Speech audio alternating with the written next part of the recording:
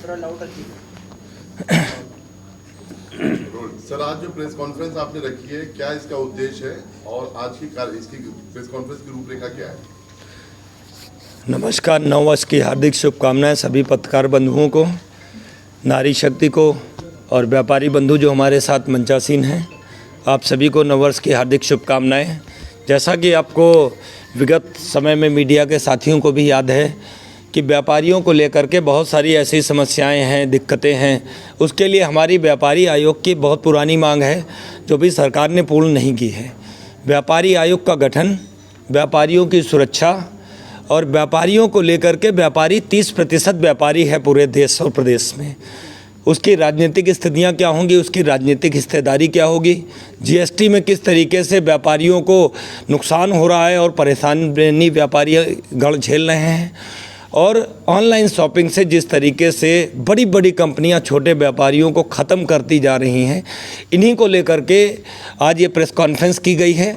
और इस press conference के माध्यम से आपको बताना चाहते हैं कि आगामी 28 जनवरी को व्यापारी महाकुंभ का आयोजन किया जा रहा है लखनऊ में, जिसके लिए प्रदेश के सभी जनपदों में प्रचार प्रसार के माध्यम से, प्रेस कॉन्फ्रेंस के माध्यम से व्यापारी अपना बाज़ारों में निकल करके अपनी बातों को बता रहे हैं कि व्यापारी महाकुंभ में हम लोग यहाँ सब एकत्रित होंगे। और व्यापारी महाकुंभ का मेन मुद्दा होगा व्यापारी सुरक्षा। व्यापारी की सुरक्षा कैसे की जाए, सरकार की जिम्मेदारी है। और व्यापारियों को लेकर के सरकार का जो रवैया है वो बहुत बेहतर नहीं है। जिस तरीके से व्यापारी आज सरकार कह रही है, माननीय प्रधानमंत्री जी कह रहे हैं, वित्त मंत्री जी कह रही, जीएसटी सबसे ज़्यादा कलेक्शन हो रहा है, उत्तर प्रदेश भी बहुत आगे जा रहा है। तो निश्चित रूप से जब जीएसटी आ रहा है तो उसका पूरा योगदान व्यापारियों का है। तो जीएसटी जब अच्छा बेहतर डेवलपमेंट के लिए आपको रेवेन्यू भी मिल रहा है, व्यापारियों को लेकर के सरकार को ध्यान देना होगा। तत्काल व्यापारी आयोग का गठन हो।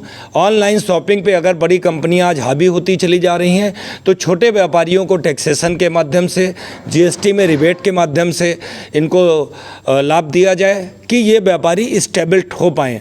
साथ ही व्यापारी महाकुंभ की एक ये भी मांग होगी कि जिस तरीके से सभी सामाजिक ताने बाने बुनते हुए राजनीतिक दल अपने अपने स्तरों पर विधानसभा, लोकसभा में ये तय करते हैं कि कौन विधानसभा और लोकसभा में जाएगा, ऐसी जिम्मेदारी चूँकि निश्चित रूप से व्यापारी की हिस्सेदारी ने बिल्कुल नहीं है राजनीतिक दलों में और ना ही सरकार में है। व्यापारी 30% है, तो निश्चित रूप से व्यापारी जाग रहा है और सरकार को, राजनीतिक दलों को भी जागना होगा। जिस तरीके से व्यापारियों की अगर बात की जाए तो व्यापारी नोट भी देता है और वोट भी देता है। जो जीएसटी कलेक्शन आ रहा है वैसे भी व्यापारी इन चीज़ों को देख रहा है। तो निश्चित रूप से सरकार से वहाँ पर मांग होगी। पूरे प्रदेश भर के व्यापारी नेता एकत्रित होंगे। सहकारिता भवन लखनऊ में इस कार्यक्रम का आयोजन किया जा रहा है। व्यापारी महाकुंभ का आयोजन के लिए सभी प्रदेश के व्यापारी नेता वहाँ पर उपस्थित होंगे। कितनी संस्थाएं, खासकर व्यापारी मंडल की कितनी संस्थाएं आप लोगों के साथ? पूरे उत्तर प्रदेश के सभी व्यापारी जो लीडर्स हैं, जो व्यापारी राजनीति में हैं, साथ में व्यापारियों को लेकर के मांग करना चाहते हैं, व्यापारी की सुरक्षा की बात करना चाहते हैं, ऐसे सारे लोग उत्तर प्रदेश के जो व्यापारी की सुरक्षा चाहते हैं, व्यापारियों का अधिकार चाहते हैं, वो सारे लोग उस दिन हमारे मंच पर होंगे। आपने जो है सरकार पे आरोप लगाया है कि छोटे व्यापारियों का जो है व्यापार खत्म हो रहा है, बड़े व्यापारी जो है बढ़ रहे हैं, तो इसमें सरकार का कहाँ से दायित्व? कुछ ऐसे ये तो पब्लिक की जैसी डिमांड है उस हिसाब से हो रहा है। जैसे आप रोड बनाते हैं तो रोड पे जो चलता है व्यक्ति, तो दुर्घटना हो जाती है तो व्यक्ति की जिम्मेदारी मानी जाती है गलत चल रहा है, मगर रोड अगर सही होगा तो निश्चित रूप से दुर्घटनाएं कम होंगी। सरकार को इंफ्रास्ट्रक्चर देना पड़ेगा। जीएसटी में खामियां हैं, सरकार भी मान चुकी है और सरकार ने जीएसटी में लगभग 200 से अधिक बदलाव किए हैं। अगर सही होती तो बदलाव की आवश्यकता नहीं होती।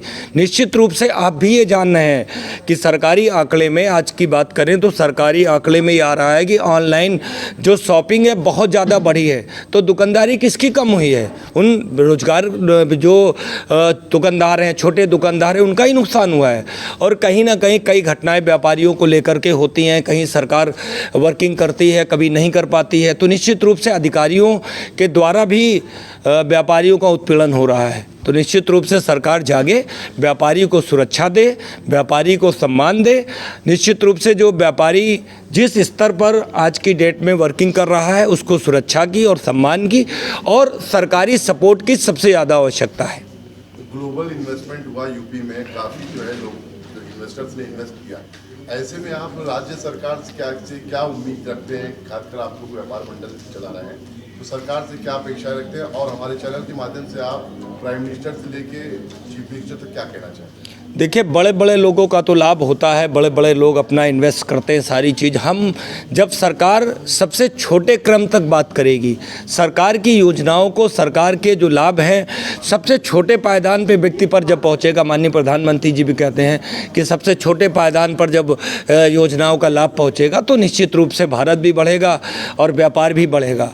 तो हम भी इसी बात को दोहराना चाहते हैं कि सबसे छोटे पायदान पर जो व्यापारी बैठा है उसकी सरकार को सुधिले। सरकार जो योजनाएं हैं अधिकारियों के माध्यम से जो इम्प्लीमेंट हो रहा है उस योजनाओं का व्यापारियों को पूरी तरीके से लाभ नहीं मिल रहा है और व्यापारी आयोग का गठन तत्काल होना चाहिए। व्यापारी आयोग का जब गठन होगा तो व्यापारी की सुरक्षा के लिए, व्यापारियों की समस्या के लिए सिंगल विंडो होगा। जैसे ST-SC आयोग है, सारे आयोग बने हुए हैं, तो व्यापारी आयोग क्यों नहीं? व्यापारी आयोग बनेगा तो निश्चित रूप से व्यापारियों को ताकत मिलेगी, अपनी समस्याओं के लिए उनको भटकना नहीं पड़ेगा। एक विंडो होगी, सिंगल विंडो पर सारी व्यवस्थाएं जैसे हर व्यवस्था में सरकार दे रही, तो व्यापारी को क्यों नहीं? सर, राजनीतिक हिस्सेदारी आप लोग मांग रहे हैं, इसका क्या मतलब हुआ? क्या आप किस तरीके से ये मांग रहे हैं? राजनीतिक हिस्सेदारी जैसे आप देखते हैं कि सभी समाज को विधानसभा, लोकसभा में सरकारें भेजती है, राज्यसभा भेजती है, MLCs भेजती है, तो 30% जब व्यापारी की हिस्सेदारी है तो सरकार इसको देखना होगा कि 30% में क्या प्रतिशत है। मुझे